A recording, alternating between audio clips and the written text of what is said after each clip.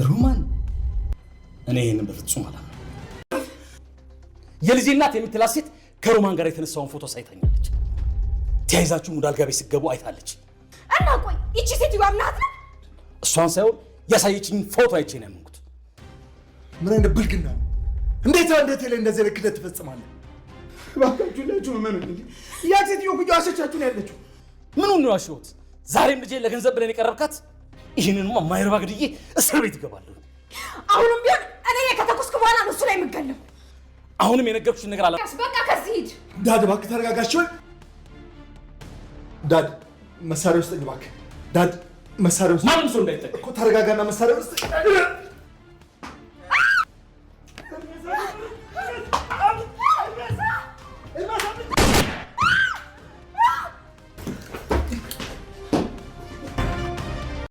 አባዬ ዛሬ እሱ ላይ ሳይሆን እኔ ላይ የተኮስከው።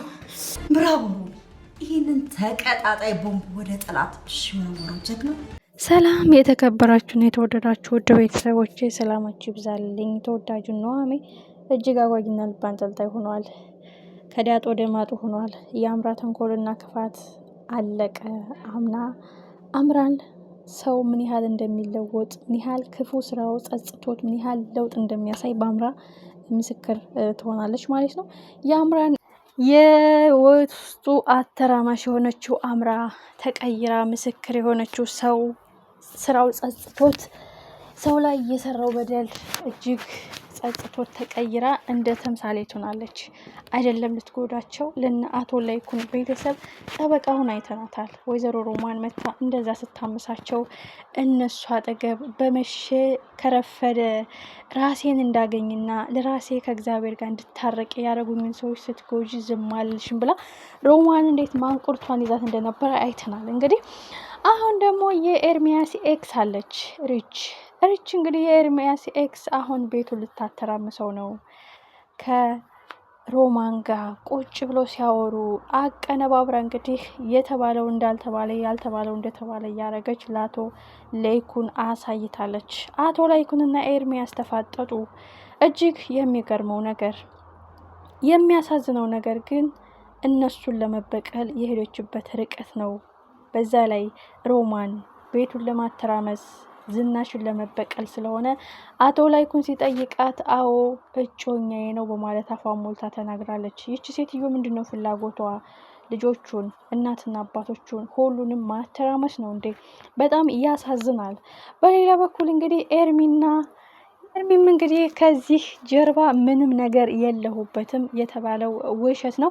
ንገሪው ለአባትሽ፣ እኔ እኮ ነግሬሻለሁ፣ ብላክሜል ልታረገኝ ፈልጋ ነው፣ በገንዘብ ልትገዛኝ ብዙ ጊዜ ሸውዳኛለች፣ በገንዘብ እናንተን እንድከዳ ፈልጋ ነበረ፣ አሁን አልሳካላት ሲል ያጠመደችው ወጥመር ነው። ደግሞ ከአጠገቤ እንዳደርሽ ልል ነው ያገኘዋት ቢልም ሰሚ ጆሮ አጥቷል። ኤሚ እንግዲህ አሁን ከባድ ውሳኔ ወስናለች። ምን ብታደርጉ ከኤርሚ አልለያይም ብላለች። ኤሚ ያለፈው ስህተቴ ይቆጨኛል። ኤሚ አሁን ጥሩ ውሳኔን የወሰነችው ለኤርሚያስ ጠበቃ ሆናለች። እሱም ንጹህ ነው፣ በነገራችን ላይ ስህተትም የለበትም። ግን ወጥመድ የኤርሚያስ ኤክስ ደግሞ ለእኔ ካልሆነ ለማንም አይሆንም ብላ የወሰደችው እርምጃ ነው። ሮማን ደግሞ ቤቱን ለማተራመስ አቶ ላይኩንን ኑሮውን ለመበጥበጥ የጀመረችው ቁማር ነው። በሌላ በኩል እንግዲህ አቶ ተሰማ እንግዲህ ዝናሽንና ላይኩንን ጉድ ያረጋቻቸውን ሮማንን መርጦ እነሱን እየከዳቸው ነው። እንደውም እጸጸታለሁ ልጄና ኑሃሜንን ከአቶ ላይኩን ጋር ልጅ ማጋባቴ በማለት አፉ ሞልቶ እየተናገረ ነው። ይህ ሰውዬ ምንድን ነው ያጠገበው? ቆይ ምን ብትግተው ነው በዚህን ያህል ከአቶ ላይኩንን የመሰለ ወዳጅ የሚከዳው? እጅግ ያሳዝናል። አንዳንድ ጊዜ ራሳችን ስተን የማይሆን ሁኔታ ላይ ወድቀን ስንገኝ በጸጸት ለመመለስ ራሱ ይከብደናል። አንደኛ ራሳችን ለማጥፋት ነው እንጂ የሚቀለን። በጣም የሚያሳዝንና ልብ የሚሰብረው ጉዳይ ግን የአቶ ተሰማ መጨረሻ ምን ይሆን? ኑሃሜም ገነትም እሱን ለመመለስ እሱን ለመምከር ቢሞክሩ ትልቁ ጥላቶች እናንተ ናችሁ እያሉ እንግዲህ ሁሉንም ጠምደው ይዘዋቸዋል። ግን የኋላ ሮማን እንመርጦ ሄዷል።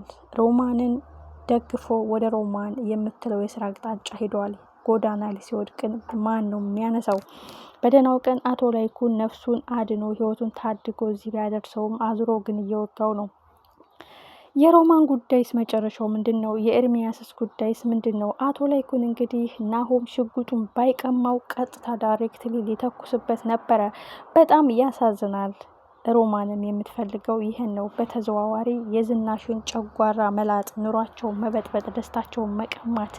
እኔን አልቀበልም፣ በሙሉ እምነቷ አላምንም ያለችኝን ነገር እንደውም ስብርብር ማድረግ ነው የምፈልገው ብላ የጀመረችው ቁማር ለጊዜው ሰርቶላታል። እውነቱን ያወቀለት ግን አቶ ላይኩን በተለይ የኤርሚያስን ንጹህነት ያወቀለት የኋላ ኋላ እንግዲህ አምራ ቀስ ብላ ነገሮችን አጣርታ እውነታውን ማፈንዳት አትቀርም። ምክንያቱም ሪችን እዚህ አጠገብ እንደዚህ ያለ ነገር አትስሪ፣ አቁሚ፣ በቃ እሱ ሌላ ህይወት ጀምረዋል፣ አንቺም የራስችን ህይወት ጀምር ብትላትም የኔ ካልሆነ የማንም አይሆንም የሚለውን ቃል ስትናገር ስለሰማቻት በእርግጠኝነት ይህ የተቀነባበረ ስራ ነው በማለት እንግዲህ ኤሚንና ኤርሚያስን ነጻ ለማውጣት አምራ አንድ ስራ መስራቱ አይቀርም። እሱም ሪች ምን አረግሽ፣ ምን ሰራሽ በማለት እሷን አጣርታ ትክክለኛ ሪከርድ ወስዳ ማሰማት ማለት ነው። እንግዲህ አምራ አሁን አቶ ላይኩንን በጣም እንደ ምርጥ ቤተሰብ አድርጋ ነው እየተቀበለቻቸው ያለው። ከጥፋቷ ከበደሏ አንጻር ሙሉን ይቅር ብለዋት እንድትለወጥ ስለረዷት፣ ወደ መልካም ሰው እንድትመለስ ስላገዟት ትልቅ ቤተሰብ አድርጋ ነው የወሰደቻቸው። እነሱን የነካ በአይን የመጣ ብላ ነው እየኖረች ያለችው። እና ሌላው የሚያሳዝነው ነገር እንግዲህ ኤሚንም ኤርሚያስን በፍጹም አልተውም፣ አባዬ አንተ ስላልከኝ ሳይሆን እኔ ስለወሰንኩ ነው። በትክክል አክስቴ እኔ የኤርሚያስ እጮኛ እንደሆንኩ ታውቃለይ። በዚህ ዙሪያ ጥምጥም መታ ቤተሰቡን ለማተራመስ የፈለገችው ቁማር ነው ብትለውም አቶ ላይኩን በጭራሽ በማለት እንግዲህ ወደ ሮማን ሂዶ ነበረ። ሮማንም አፏን ሞልታ አዎ ጮኛዬ ነው ፍቅረኛዬ ነው በማለት እንግዲህ የድፍረቷን ድፍረት አሳይታለች። የምትፈልገውም ይሄን ነው፣ እንዲተራመሱ፣ ደስታቸው እንዲርቅ፣ ቤታቸው እንዲበጠበጥ ነው። በዚህ አቶ ተሰማለ በዚህ እንግዲህ የኤርሚያስ ጉዳይን ክብሪቱን ጭረዋለች።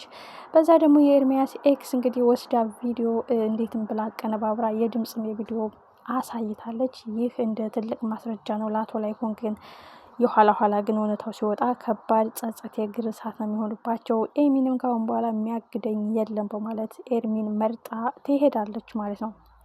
የዛን ቀን ምን ይፈጠር ይሆን? የአቶ ተሰማስ መጨረሻ ምን ይሆን? አምራ ስትለወጥ አቶ ተሰማ ደግሞ ተመለሰ። ሌላው ትልቁ ጉዳይ የሚያሳዝነው የዳግም አባት ነው። የዳግም አባት ግን እንደው መልካሙ ጤናው ተመልሶ ደህና ህይወት ቢኖር የሚል የብዙዎቻችን ምኞት ነው። ያለ ጥፋቱ ወንጀለኛ ያለ ኃጢአቱ በደለኛ ሆኖ እንግዲህ ፖሊስ እያሳደደው አሁን እንግዲህ በከባድ ህመም ላይ ነው ያለው። እንዳይሞት ወይም ከባድ ህመም እንዳይገጥመው እንሰጋለን። እንግዲህ ወደ መልካም ጤንነቱ ተመልሶ ለሚሳሳለት ለዳግም ለሚወደው ልጁ በመልካም ጤንነቱ እንዲኖር እንመኛለን። የኤሚን ሁኔታም እውነታው ተረጋግጦ አቶ ላይኩንም ይቅርታ ጠይቆ በድጋሚ ደስታቸው እንደሚመለስ ተስፋ እናደርጋለን። አቶ ተሰማ ግን ድብልብል ብሎ ጥጋብ ነስቶታል። ጥጋቡን የሚያስተነፍስለት ማን ነው?